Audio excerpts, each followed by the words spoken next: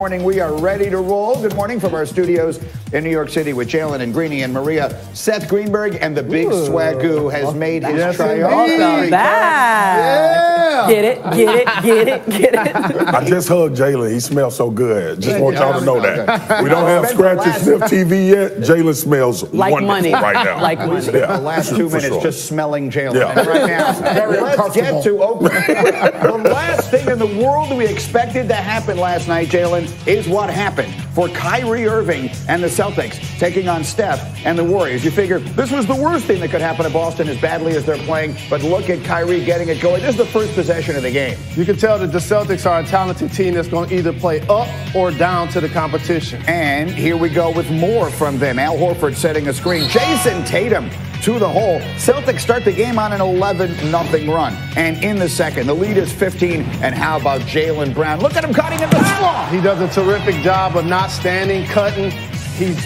from the Bay Area. Well, he went to college in the Bay Area, so he's enthusiastic to be back out there. Look at this pass from Marcus Smart. Oh, for Gordon Hayward.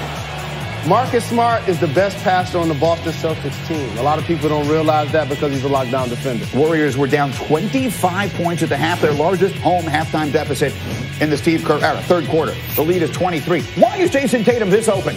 Because Boogie Cousins and whoever he's talking to.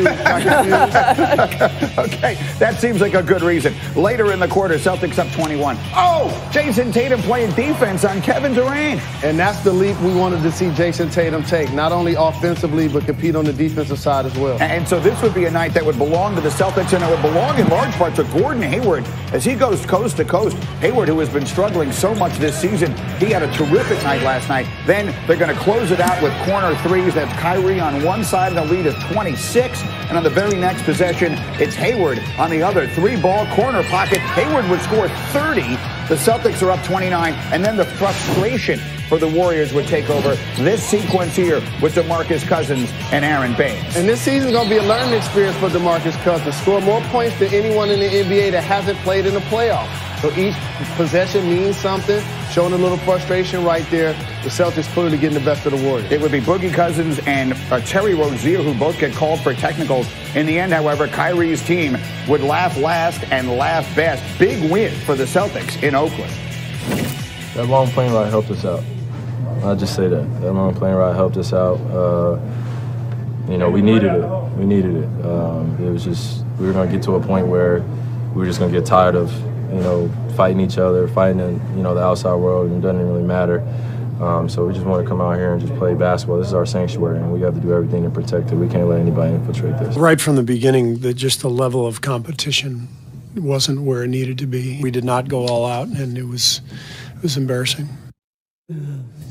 All right, so the Warriors used to be unbeatable at Oracle. Right now, that is no longer the case. They've suffered 5 20-point losses at home this year. They had 2 of those in Steve Kerr's first 4 seasons combined. Meanwhile, as to Kyrie and all of the drama, he was not done talking about that either. It gets a little overwhelming, like I said, but this is just the business I'm in. The business part of it is just what makes it, terrible for me, honestly, dealing with all this. I'm gonna be honest with you guys. And then basketball part is just I have to keep that fun.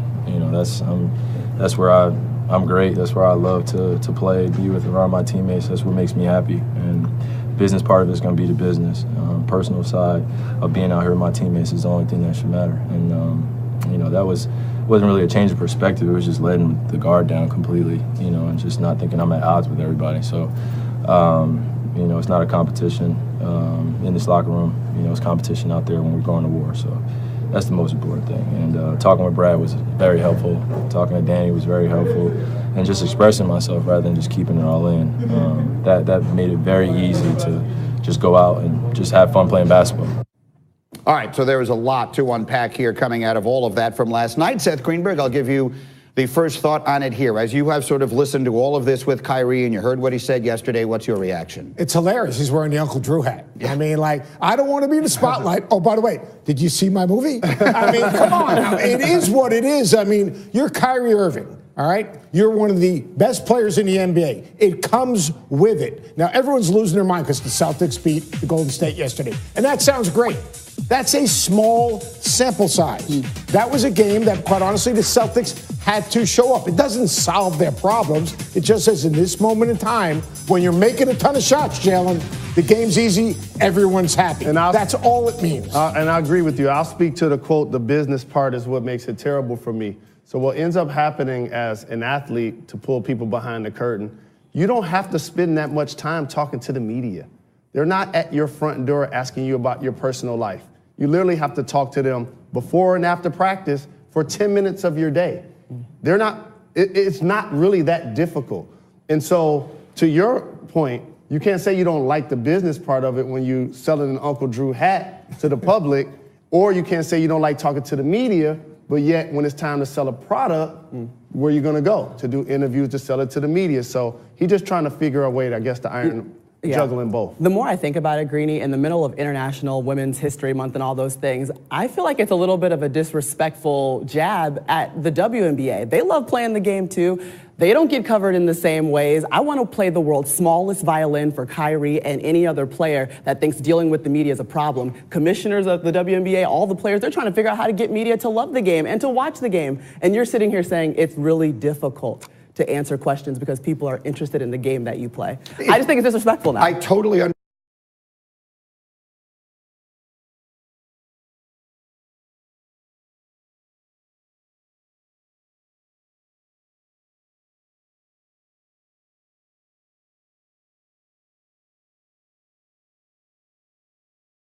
He's kind of having a rough time. He's having a rough time, but he decided to go to Boston. He made that big announcement. This is where I want to be. I'm going to sign with the Celtics, and I'm going to sign a long-term deal. You make those type of statements, and then you can't act like he wants to be a leader. Like, he wants to be LeBron. Well, he's turned into LeBron because to get someone to follow you, all right, you've got to have likability and you've got to be inclusive. Expand on that thought. What do you mean he's turned into LeBron? What does that mean? Because it's always someone else's fault. When they weren't playing well, he never looked in the mirror and said, you know what, I'm not guarding, I'm not distributing, I'm not being inclusive. Those guys went to the finals last year without him. They think they're pretty good. All of a sudden he comes back, they hit a road bump, and you know what? He's got to look in the mirror and say, what can I do and how can I be more inclusive to my team? And as an athlete, you have a certain perspective of the questions don't come out of anywhere. Like, you know what you're going to be asked. Like, he understands that he's a free agent, so people are going to ask him about that. He understands that the Celtics haven't played to expectations. People are going to ask you about that. You're not blindsided. You understand what's coming. You can articulate whatever answer you want. There are no strings behind your back. It's really not that difficult, to Maria's point. Yeah, I do like that he said that he talked to Brad Stevens. They had a good conversation, and he felt a little bit better, right? I thought that was a huge comment that Kyrie made.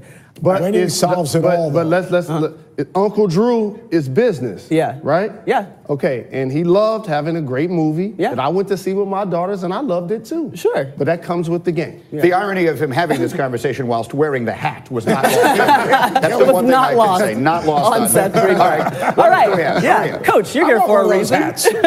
One of those reasons is because Duke is playing on Saturday, and guess what? We'll both be there. But first, they had to get past Wake Forest, who only has 4 conference wins on the season. It's senior night. Zion Williamson still not playing, but D. Wade is in the building to take in this matchup.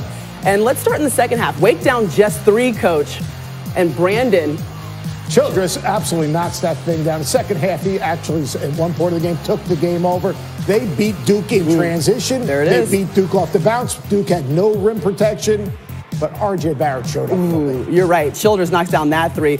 Wake had a 15-4 run. Coach K had to call a timeout, and then Trey Jones knocking down the corner 3. They needed more of that in this one, Coach. Yeah, Trey Jones, that's his first 3 in a long time. He is 5 for 26 in his last 3s. That's not good. The good news is R.J. Barrett can knock down 3s. He can dish to Cam Reddish. He hits that one, puts Duke up 2. That was Cam Reddish's first field goal with 11 minutes left in the game. He's the 3rd pick in the draft. Yeah. Being a Childress out there making shots make me feel old. Some type of way. Randolph was there. Cam Reddish missed his first 6. R.J. Barrett would score 28 points. With that lay-in, he beats Marvin Bagley III for most points scored by a Duke freshman. And then was to going. Wake Forest almost gets the win, but instead they go down by 1. Coach K still having to answer questions about when Zion will return. I want to thank you, and I really believe that we won because you made so much noise that the noise reverberated off of that wall and knock that damn thing out.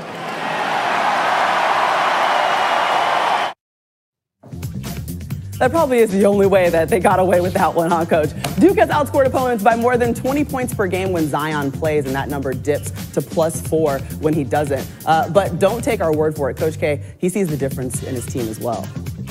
I don't think he'd be ready for Saturday, and I have to be careful not to push this and just give him a chance to get in game shape. But I would be surprised if he wasn't ready by the ACC tournament. And hopefully we'd play some games in there, not just one, and get ready for the NCAA tournament. All right, so that's the expectation for Zion's return. But, Coach, I kind of want to go back to the game real quick. Wake Forest has 1 or 4 wins in conference play, and Duke almost lost to them in this game at home in Cameron Indoor. Without Zion Williamson, Duke's defense is impacted immeasurably. I mean, Zion Williamson makes up for a lot of mistakes. He can jump switch ball screens. He denies passes. Some sets. I mean, their offense consists of give the ball to R.J. Barrett, give him some space, let him get in a lane. Trey Jones hasn't made a shot. Obviously, Jack White went through all that period of time where they couldn't score. So, to me, they've got to figure out a way to play despite R.J. Barrett just making plays and getting in the lane. He's got to get other guys shots and other guys involved. Well, look, and give Barrett credit. In the absence of Zion, he has stepped up in every game. But I'm going to accentuate the point you just made a moment ago. Cam Reddish is a guy that a lot of people project to be as good a pro as any of these guys with all of that. In the absence of Zion, on a night that you need him, he's 2 for 9 from the floor last night, 2 of 6 from 3, plays 26 minutes, scores 6 points, 0 assists. So what? I mean, that's the question I think a lot of people have. You ever get held 28 minutes without a field goal, and you played on the Fat Five? I mean, where there are other dudes that could. He's playing with R.J. Barrett, Trey Jones, who isn't a scorer, Marquise Boulder, Jack White went 0 for 28, 1 point from the three-point line. How can he disappear like that, and then we say he's the 3rd best player in the draft? I agree with you, Coach, and that's something that he has to work on. We know him as being a knockdown shooter, but he has to be a lot more aggressive. And you brought up Jones as well. He's projected to be a first-round pick. He locks down defensively, but he's been invisible on the offensive side. And so, to your point, no one's going to feel sorry. No one's feeling sorry for Kyrie Irving. No one's feeling sorry for Mike Krzyzewski. He's still got a lot of great players. But I think there is agreement here. If he doesn't get Zion back, and we think he will. I think he will. If he doesn't get Zion back, this is not a Final Four team. Yeah, and it's not going to be fun watching. And Zion's coming either if you're a Duke fan. And Zion's coming back when Zion comes back. Coach K has no say in this matter. Okay. We'll have more on that as we go, but there is a huge story out there, and that is Todd McShay's new mock draft is out. To me, these are stop the presses moments.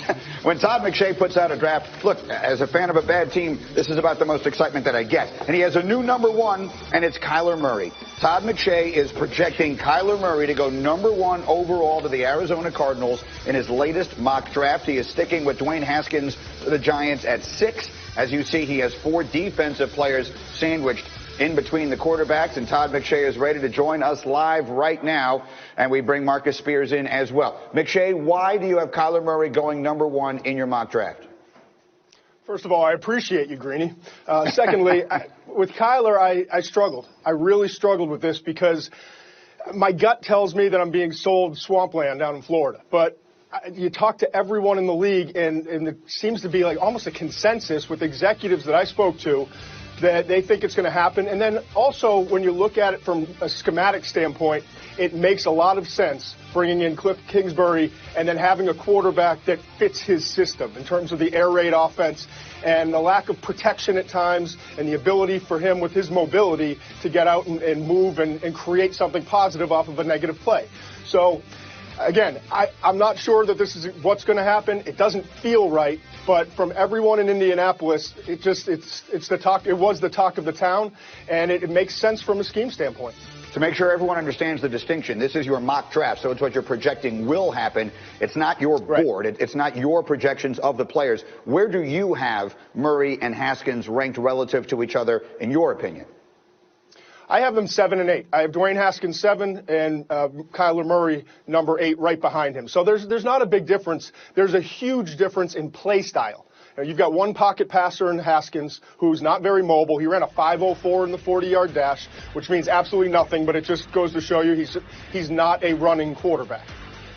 With Haskins, though, you get a pure pocket passer with great instincts, timing, anticipation, and accuracy. Now, with Kyler, you get one of the most explosive or the most explosive athletes at the quarterback position since Michael Vick, and also a better pocket passer than people want to give him credit for, too. But he's not quite to the level of Haskins in terms of reading coverage and understanding defensive schemes. And he's going to have to be in a system like Kingsbury's, like Lincoln Riley's at Oklahoma, in order to maximize what he does best.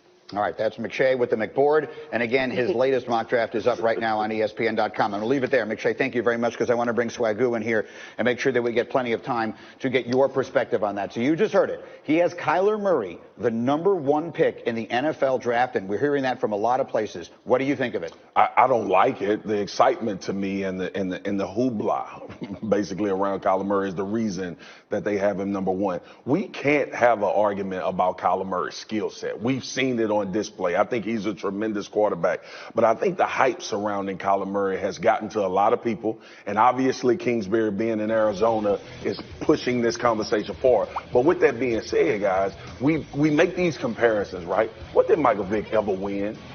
Who took the Atlanta Falcons to the Super Bowl? Matt Ryan. Yeah. Like these quarterbacks that are conventional. I talked about it a month ago, Greeny. The quarterbacks that we've seen, just take the playoffs this year. They are more traditional guys winning Super Bowls. And if you're going to spend a first pick, especially with the turmoil that's going on in Arizona right now, on Kyler Murray, and Cliff Kingsbury is your coach, which is a bigger question to me than Kyler Murray, you got a lot of problems further than just getting the quarterback of Kyler Murray's stature. We talked 5'10", and I watched the show that morning, and everybody went crazy. Look, 5'10" is still short, like I told you. But that doesn't take away his talent. I don't think Kyler Murray saves the Arizona Cardinals or Cliff Kingsbury. Cliff Kingsbury should not be the coach based on resume. Well, that takes us back to a whole other conversation. Yeah, sure. I do always say, remember, he was fired from Texas Tech. But why do we not make the comparison? We talk about Baker Mayfield all the time. Yep. And so in that way, we can talk about Kyler Murray. Are they similar? Like, he had some success and he looked good last year. But Maria,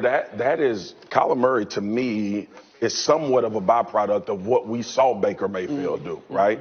And then Lincoln Riley as well. Lincoln Riley, we all know, was a hot commodity on the next level. People talked about him in NFL circles as coming on and being a head coach. But with that being said, when you look at Kyler Murray play, the excitement you can't get away from, what he was able to do. Now, NFL. It's a difference in taking off and going in the NFL than it is in college, especially in the Big 12. And it sounds like I'm hating on this dude every time I talk about him. If he's going to change the narrative of what we've never seen happen before in the NFL, the time is now. Everybody talks about the leap that the league is taking, the way offenses are going, and the things that are different now. Somebody just has to prove to me that the 6'5" Jared Goff and the 6'5" Tom Brady are not the usual suspects when we talk about franchise-changing guys. Until somebody else does it, I'm not going to believe the hype. All right, I have a lot more to say about this and ask you about this, and we will do it as we continue. But we have a lot on the menu still this morning on Get Up, including Charles Barkley, set to join us live 9:30 Eastern Time, talking about LeBron, talking about the Celtics' stunning win last night, and more. Don't miss Sir Charles live 9:30 Eastern. And again, a quarterback at #1 in the mock draft. Whose bandwagon are you on, Murray or Haskins? Answers as we go.